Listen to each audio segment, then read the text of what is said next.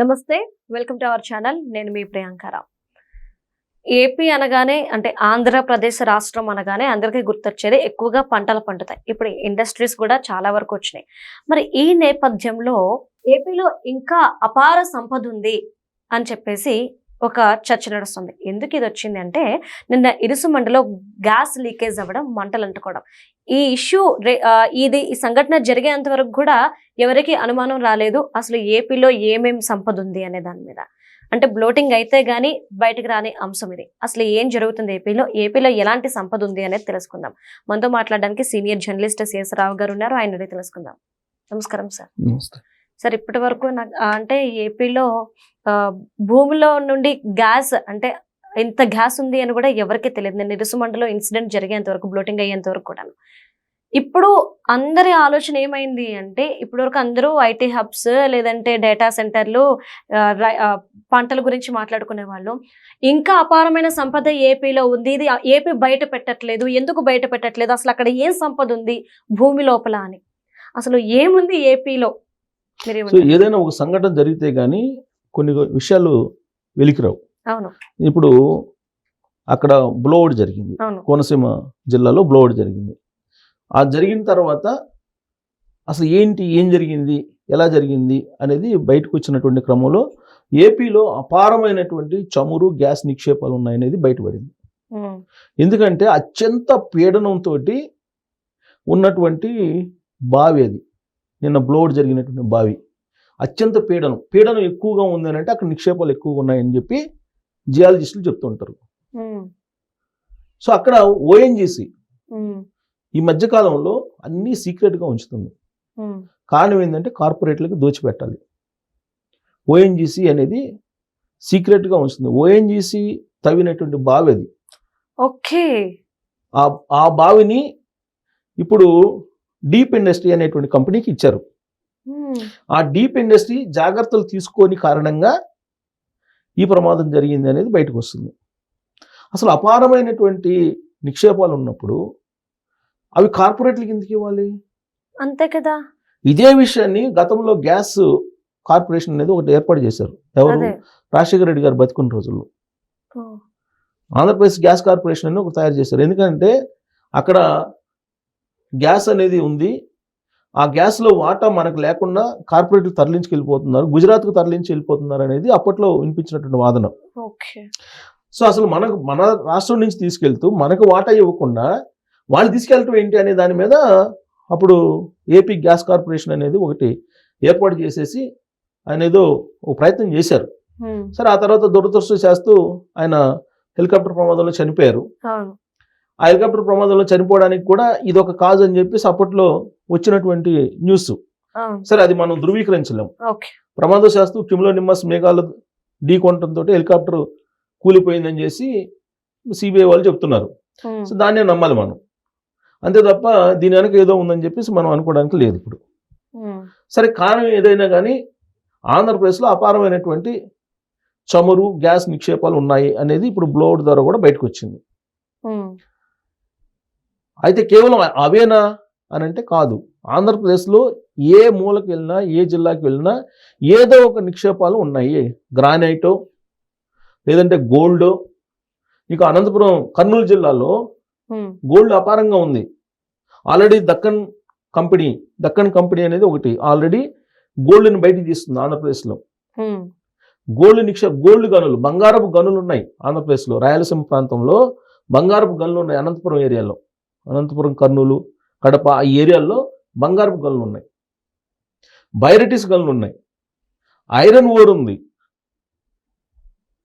తూర్పుకు వచ్చేటప్పటికి గ్యాస్ నిక్షేపాలు, అలాగే చౌరు నిక్షేపాలు ఉన్నాయి. మరి ఆంధ్రప్రదేశ్లో ఎక్కడికి వెళ్ళినా ఇంత సంపద ఉంది. ఇదంతా ప్రజా సంపద, ప్రకృతి సంపద. మరి దీన్ని ఎవరు తీసుకెళ్తున్నారు? దీని అంతటిని కార్పొరేట్లు తీసుకెళ్తున్నారు, కార్పొరేట్లకి అప్పచెబుతున్నారు. మరి ఆ సంపద ఎందుకు ఇవ్వాలి? ఏ రాష్ట్రానికి లేనంత సంపద ఆంధ్రప్రదేశ్కి ఉంది. బంగారపు గనుల దగ్గర నుంచి, ఐరన్ ఊరు దగ్గర నుంచి, మాంగనీస్, బైరటిస్ దగ్గర నుంచి, క్వార్ట్జ్ దగ్గర నుంచి, గ్రానైట్ దగ్గర నుంచి అనేక రకాల సంపద పుష్కలంగా ఉంది ఆంధ్రప్రదేశ్లో. తూర్పు మన సముద్ర తీరం దాదాపు 1000 కిలోమీటర్ల సముద్ర తీరం ఉంది. ఈ సముద్ర తీరంలో గ్యాస్ అండ్ ఆయిల్ నిక్షేపాలు ఉన్నాయి. దీన్ని ఎవరు ఈ బావులు దవ్వుతుంది గత కొన్ని సంవత్సరాల నుంచి అంటే రిలయన్స్ వాళ్ళు దవ్వుతున్నారు. రిలయన్స్తో పాటు ఇంకో కంపెనీ దవ్వుతుంది. వాళ్ళు తరలించుకు వెళ్ళిపోతున్నారు గ్యాస్ని. మరి మనకు వచ్చే బెనిఫిట్ ఏంటి? ఏం కనిపించట్లేదు. ఇప్పుడు ఏమైంది? సంపద ఏమో వేరే రాష్ట్రానికి వెళ్ళిపోతుంది. ప్రమాదాలు జరిగినప్పుడు మన వాళ్ళు బలి అవుతున్నారు. నిన్న సంఘటన జరిగింది, బ్లోఅవుట్ జరిగింది. ఆ బ్లోఅవుట్ దాదాపు 25 మీటర్ల రేడియస్లో 100 మీటర్ల ఎత్తులో అగ్నికేళలు ఎగిసిపడ్డాయి. అక్కడ ఉండేటువంటి ప్రజలు మొత్తం ఆస్తుల్ని, ఇల్లుని, వాకిల్ని వదిలిపెట్టుకొని పిల్లల్ని చంకలు పెట్టుకుని పరిగెత్తే పరిస్థితి. అప్పటికప్పుడు ఖాళీ చేసింది. ఊరూరు ఖాళీ అయింది. ఊరూరు ఖాళీ అయిపోయి పరిగెత్తుకుని వెళ్ళి బయటికి ప్రాణభయంతో బయటికి పరిగెత్తిన పరిస్థితి. ఎందుకు వచ్చింది ఆ పరిస్థితి? ముందు జాగ్రత్త చర్యలు తీసుకోవాలి కదా. అట్లీస్ట్ కార్పొరేట్ కంపెనీలు అపారమైన సంపదనేమో తరలించుకెళ్ళిపోతున్నాయి. అక్కడ ఉన్నటువంటి ప్రజలకి రక్షణ కల్పించేలాగా జాగ్రత్త తీసుకోలేనటువంటి పరిస్థితి ఏర్పడింది. ఇవన్నీ చేయాల్సింది ఎవరు? కేంద్ర రాష్ట్ర ప్రభుత్వాలు చేయాలి. కార్పొరేట్లు సంపదను దోసుకోబోతుంటే ఆ సంపదను వాళ్ళకి ఇచ్చేస్తున్నారు. పైగా ఇప్పుడు నేను చెప్పినటువంటి నిక్షేపాలే కాదు, ఇంకా చాలా ఉన్నాయి. ఇప్పుడు నాకు గుర్తొచ్చినవి చెప్పాను నేను. సార్ అంటే ఓకే, ప్రైవేట్ పరం చేస్తున్నారు, నువ్వు దోచుకెళ్ళిన దాంట్లో ఆ చుట్టుపక్కల ఉన్న ప్రజల కోసం ఎందుకు ఆలోచించరు? ఆలోచించలేనప్పుడు వీళ్ళైనా ప్రశ్నించాలి కదా. అరే నీ వల్ల ప్రజలు పోతున్నారు. పవన్ కళ్యాణ్ గారు అదే కదా పదే చెప్పింది. లాస్ట్ టైం కూడా పవన్ కళ్యాణ్ గారు వెళ్ళారు, అలాగే చంద్రబాబు గారు వెళ్ళారు. దాని జాగ్రత్తలు తీసుకోమని చెప్పారు. గత ప్రభుత్వం ఉన్నప్పుడు కూడా ప్రమాదాలు జరిగాయి. ఇదేదో ఈ ప్రభుత్వం ఉన్నందువల్ల ప్రమాదం, ఆ ప్రభుత్వం ఉన్నందువల్ల ప్రమాదం కాదు. ఇది ఆ కార్పొరేట్ కంపెనీలు తీసుకొని చర్యల కారణంగా తీసుకుంది. అంటే చెప్పారు, అంటే ఆర్డర్ ఇచ్చారు, చర్యలు తీసుకోండిరా అని. ఇది ఎవరు పర్యవేక్షించాలి? ఓఎన్జీసీ పర్యవేక్షించాలి. కేంద్ర ప్రభుత్వం. ఓఎన్జీసీ అనేది కేంద్ర ప్రభుత్వ సంస్థ, అది పర్యవేక్షించాలి. ఓఎన్జీసీ ఇప్పుడు ఈ మొత్తం కుట్రలో భాగం. ఓఎన్జీసీ అది నిత్యం అన్వేషిస్తూ ఉంటుంది. ఎక్కడెక్కడ ఏ గనులు ఉన్నాయి, ఏమేమి ఖనిజ సంపద ఉంది, ఏమేమి నిక్షేపాలు ఉన్నాయి అనేది సర్వే చేస్తూ ఉంటుంది. ఆ సర్వే రిపోర్ట్ ప్రైవేట్ కంపెనీలు లీక్ చేసి ఆ ప్రైవేట్ కంపెనీలు దించేస్తుంది. ఇది కుట్ర. కానీ ప్రైవేట్ కంపెనీలకు అప్పచెప్పినప్పుడు ప్రైవేట్ కంపెనీలు సురక్షితంగా ఆ నిక్షేపాలను తీసినాయా లేదా, పర్యావరణాన్ని వాళ్ళు పరిరక్షిస్తున్నారా లేదా, ఇవన్నీ చూసుకోవాల్సిన బాధ్యత ఆ కంపెనీ ఓఎన్జీసీ మీద ఉంది. కానీ ఓఎన్జీసీ పట్టించుకోవట్లేదు. ఆ కారణంగా ఇప్పుడు మోరీ జీసీఎస్ అంటారు దీన్ని. మోరీ జీసీఎస్ అంటే ఆ బావిని ఒక్కొక్క మోరీ అంటారు, ఆ బావిని మోరీ అంటారు. మోరీ జీసీఎస్ అంటారు. ఈ మోరీ జీసీఎస్ దీంట్లో ప్రమాదం జరిగింది. ప్రమాదం జరిగితే ఇలాంటి ఎన్ని ఉన్నాయి తెలుసా? అక్కడ ఇలాంటి మోరీ జిఎస్సి పరిధిలో దాదాపు 20-30 బావులు ఉన్నాయి. అలాంటి అక్కడే తూతుంటారు కదా, వాటికి ముందుగా వాటిని కంట్రోల్ చేసేదానికి మోరీ అది డ్రిల్ చేస్తారు. డ్రిల్ చేసిన తర్వాత తీసి మళ్ళీ దాన్ని మూసేయడానికి ప్రత్యేకమైన టెక్నాలజీతో కూడినటువంటి కప్స్ ఉంటాయి. అవి పెట్టాలంటే పీడనం ఎంత ఉందని తెలుసుకోవాలి ఫస్ట్. ఆ పీడనానికి తగినటువంటి విధంగా వీళ్ళు పెట్టాలి. BOT అని అంటారు దాన్ని, బ్లోఅవుట్ కప్ ఏదో అంటారు. బ్లోఅవుట్ దానికి సంబంధించిన ఒక కప్ వేస్తారు.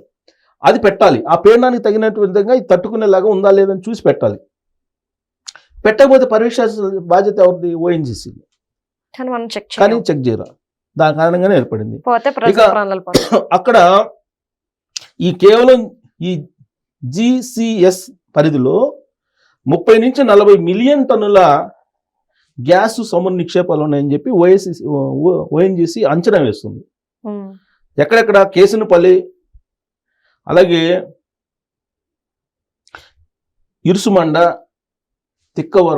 లక్కవరం ఈ ప్రాంతాల్లో ఈ బావులు ఉన్నాయి. దాదాపుగా 50 బావులు దాకా ఇప్పుడు ఉన్నాయంట.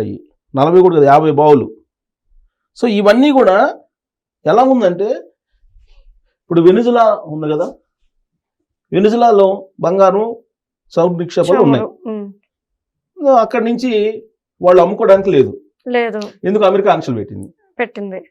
అమ్ముకుంటే నువ్వు ఇలా అమ్ముకోవాలి, నా డాలర్ తోటి అమ్ముకోవాలి అనేది ఆంక్షలు పెట్టింది. ఆంక్షలకి వీళ్ళు ఒప్పుకోవాలి. అందుకని చెప్పేసి అధ్యక్షుని తీసుకెళ్ళిపోయారు కిడ్నాప్ చేసి ఉమ్, అమెరికా. ఆ తరహాలో ఇక్కడ మన నిక్షేపాలను మనం తీసుకునే పరిస్థితి లేదు ఆంధ్రప్రదేశ్లో. సో ఆంధ్రప్రదేశ్లో ఎవరో కార్పొరేట్ కంపెనీలు వస్తాయి, రిలయన్స్ లాంటి కంపెనీలు వస్తాయి, ఇంకో 2-3 కంపెనీలు వచ్చున్నాయి. అవి బావులు తూకొని కనీసం ప్రజలను రక్షించండి అని చెప్పినా కూడా వాళ్ళు పట్టించుకోవట్లేదు. అలా అని చెప్పేసి కేంద్ర ప్రభుత్వం వాళ్ళని కట్టడి చేస్తుందంటే కేంద్ర ప్రభుత్వం కట్టడి చేయలేకపోతుంది. కేంద్ర ప్రభుత్వం అంటే వాళ్ళు నరేంద్ర మోడీ గారితో ఉండొచ్చు, అంతకుముందు కాంగ్రెస్ ఉంది. కాంగ్రెస్ హయాంలోనే అసలు వచ్చింది కూడా డ్రిల్ చేయటం. అది నేననేది ఈ ప్రభుత్వం ఆ ప్రభుత్వం అని కాదు, ఏ ప్రభుత్వం ఉన్నా సరే అక్కడ డ్రిల్ చేస్తున్నారు, వదిలిపెట్టేస్తున్నారు. ఉమ్, గతంలో పాసర్లపూడి సంఘటన జరిగింది. ఉమ్, అప్పుడు ఎంతమంది చనిపోయారు ఆ ప్రమాదంలో?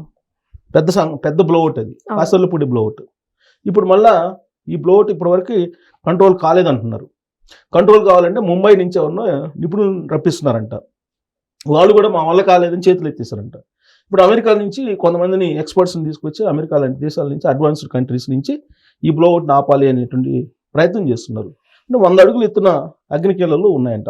దాంట్లో పీడనం అంటే అపారమైనటువంటి చమురు నిక్షేపాలు ఉన్నాయి కాబట్టి అది బ్లోఅవుట్ అవుతుంది. బ్లోఅవుట్ అయ్యే కొంది మీరు ఎన్ని ఫైర్ ఇంజిన్లు పెట్టినా అది కంట్రోల్ అయ్యేటువంటి పరిస్థితి లేదు. అందుకని నిపుణుల్ని విదేశాల నుంచి దిగుమతి చేసుకునేటువంటి పరిస్థితి ఇవాళ వచ్చింది. మరి వాళ్ళు ఎప్పుడు వస్తారు? ఈలోపు పర్యావరణం ఎంత కాలుష్యం అయిపోతుంది, అక్కడ ఉన్నటువంటి ప్రజల పరిస్థితి. అక్కడ అయితే పొలాలు, ఇక్కడ కొబ్బరి చెట్లు, అంటే పంట నష్టం కూడా చాలా మొత్తం ఉంది. పంట నష్టం, గ్రీనరీ అంతా పోయింది. ఎవరు కోనసీమ అంటేనే భరిస్తారు కొబ్బరి మరి ఇది? చెట్లతోటి కలకల్లాడేది, అది మొత్తం పోయింది. ఎవరు భరిస్తారు సార్ ఇదంతా? ప్రజలే భరాయించాలి. ఎవరు భరాయిస్తారు? ప్రజలు భరాయించాలి. అయితే కొంచెం దీంట్లో మనకు కొద్దిగా మంచి జరిగింది, చెడులో కూడా మంచి జరిగింది అంటే ప్రాణ నష్టం లేదు. నిజమే. ప్రాణ నష్టం లేదు. సంతోషం. ఎట్టో వీళ్ళు పరిగెత్తుకుంటూ వచ్చేసి ప్రాణాభయంతో ప్రాణం బిగబట్టుకొని వాళ్ళు పరిగెత్తారు. అంతే. అది కొంతవరకు మేలు. కాకపోతే ఇలాంటి జరిగినప్పుడు కాదు, జరగకుండా ఉండటానికి ఓఎన్జీసీ వాళ్ళు చర్యలు తీసుకోవాలి. Right. Thank you so much. Thank you.